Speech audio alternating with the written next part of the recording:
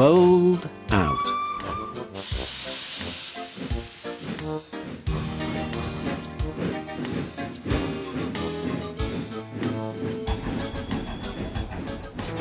The big diesel surveyed the shed. "Not bad," he said. "I've seen worse.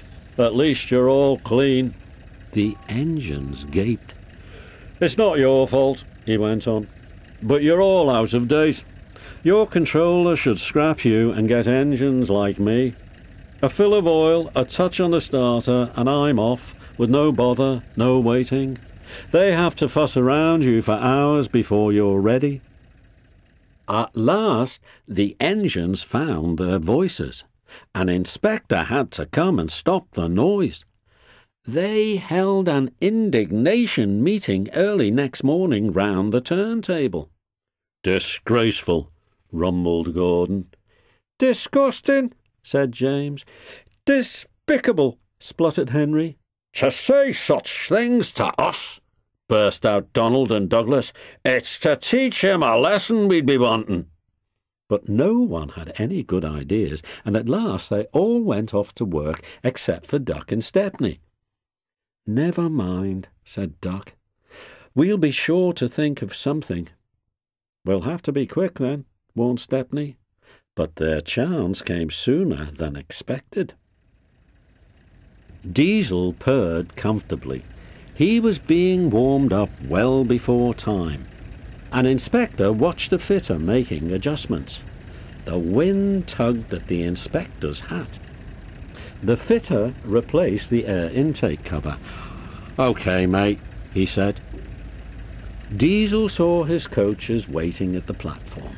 He rolled proudly towards them. "Look at me, Duck and Stepney," he purred. "Now I'll show you something." He advanced a few yards.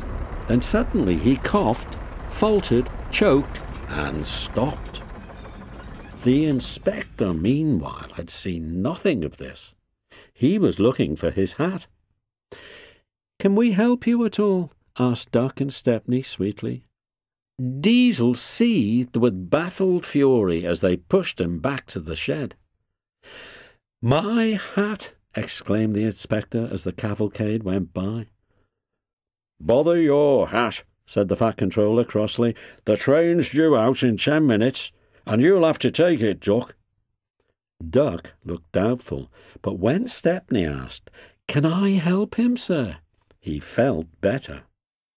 The Fat Controller was pleased too, and hurried away almost cheerfully to make the arrangements. The engines and their crews made careful plans. "A good start's everything on a job like this," warned Stepney. So as they backed down, they dropped sand on the rails, rolling it firm with their wheels. Both controllers were there to see them off. "Gordon will take over from halfway," said the Fat Controller. "She'll get the train there. Never mind about being late. Good luck." "Don't worry, sirs," smiled Stepney. "We'll get there and be early too." They stood waiting, sizzling with excitement, ready and eager to be off. At last the guard's flag waved. The engines dug their wheels into the sand and gave a mighty heave. "Come on, come on," puffed Duck, while Stepney barked excitedly in front. Moving carefully over the points, they reached the open line. "Now for a sprint," whooped Stepney. "I'm ready when you are," puffed Duck. Faster and faster they went, till their wheels were turning at such speed that the side rods were merely blurs. Under clear signals they whizzed through Edward Station and charged at Gordon's Hill beyond. They felt the drag of their 15 coaches here. It was hard work, but once over the top, the last 10 miles were plain running, and they swept into the big station in fine style. "Hullo," said Gordon. "You're early. That's one in the headlamp for old Diesel." "Have you heard the latest?" he chuckled. "Diesel had sucked the inspector's hat into his air pipe. That's why he broke down. James says he's sick as boiler sludge and sulking in the shed. Out of date, are we? Ho, ho, ho!" And still laughing, Gordon puffed away. Everyone was sad the next day when Stepney had to go. All the engines who could came to see him off. The fat controller made a speech, and so did Stepney's controller. Donald and Douglas made everyone sing "Auld Lang Syne," and then Stepney and his controller puffed off to a chorus of cheers and whistles. "Goodbye, Stepney, come again, goodbye, goodbye."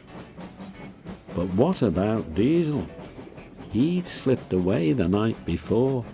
He said goodbye to no one, but left two things behind: the nasty smell of bad manners and a battered bowler hat.